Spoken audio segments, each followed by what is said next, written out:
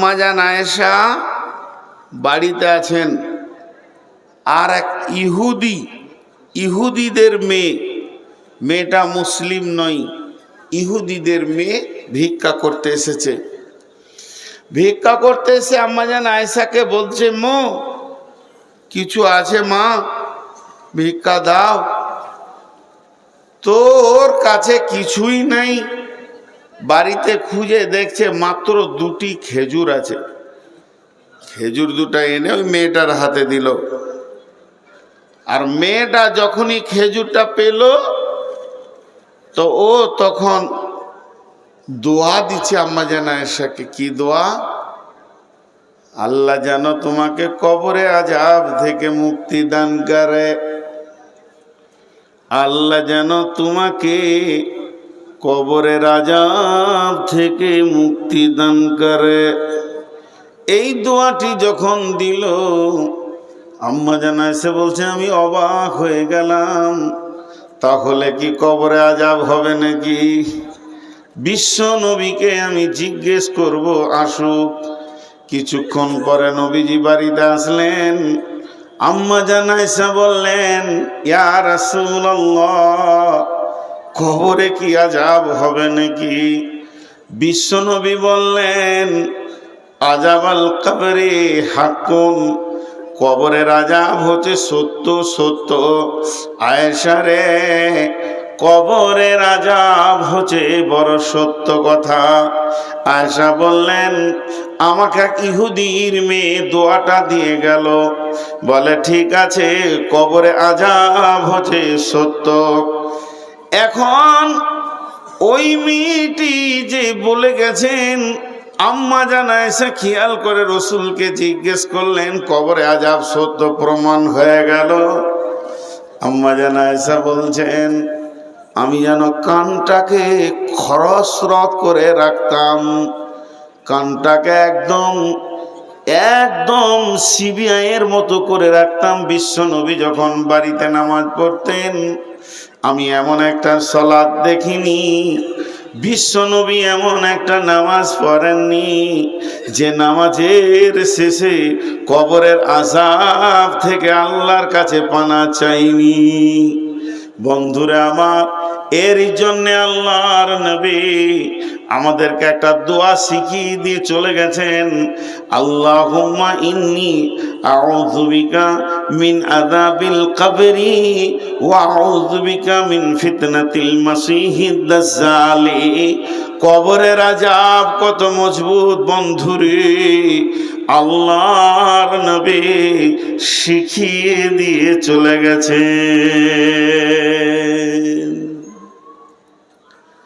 কবরের আযাব ঝগড়া করতে গেলে অনেকক্ষণ করা যায়, কেউ নাই গো, একজনও নাই, তুমি এসো, উঠে এসো, আমার ওই ঘরটা খুলো, আমার জ্যাকেটটা নিয়ে এসো, খুব ঠান্ডা লাগছে।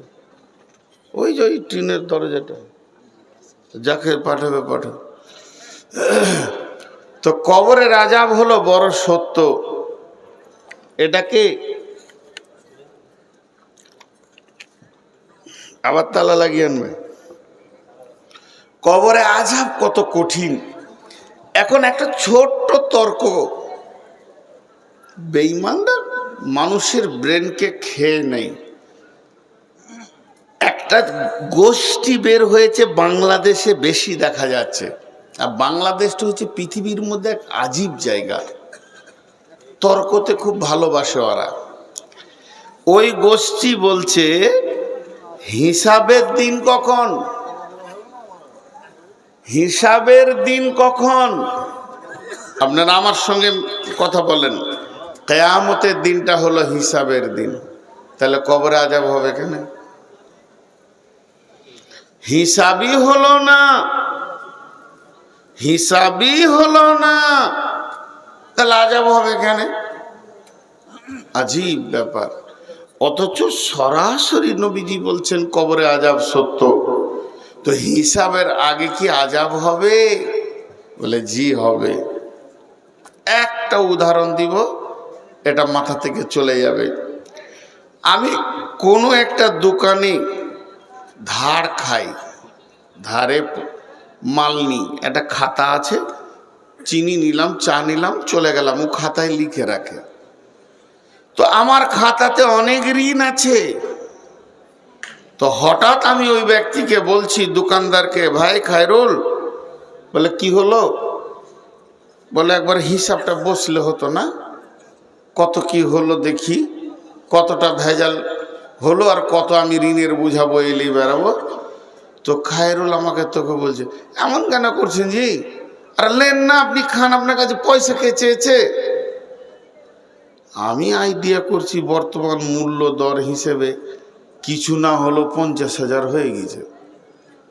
তো আমি করলাম কি, ও আমাকে বলছে যে এটা মাস চলছে জানুয়ারি, ফেব্রুয়ারি, মার্চ, রোজাটা পার করে এপ্রিলে বসে হিসাব করব, আপনি খেয়ে যান। তা আমি করলাম কি, আচ্ছা ঠিক আছে, এই আমার কাছে 40,000 টাকা আছে, এটা জমা করে লাও আজকের ডেটে। গুনাহ হবে? জোরে বলেন গুনাহ হবে? আর হ্যাঁ না বলে না গুনাহ হবে? যেদিন আমার হিসাব হবে সেই দিন আমাকে টাকা কম লাগবে না বেশি লাগবে? কম লাগবে। তো কবরে আযাব এরকম। বন্ধুরা আমার, কবরে আযাব যখন শুরু হয়ে যাবে, যেদিন কিয়ামত হবে, যেদিন আপনার হিসাব চলবে, সেদিন কবরের আযাবটাও মাইনাস হবে। আমার গোনা যা ছিল তার থেকে মাইনাস হয়ে যাবে। কবরে আযাব এমন একটা জিনিস, অগ্রিম জমা করার মতো।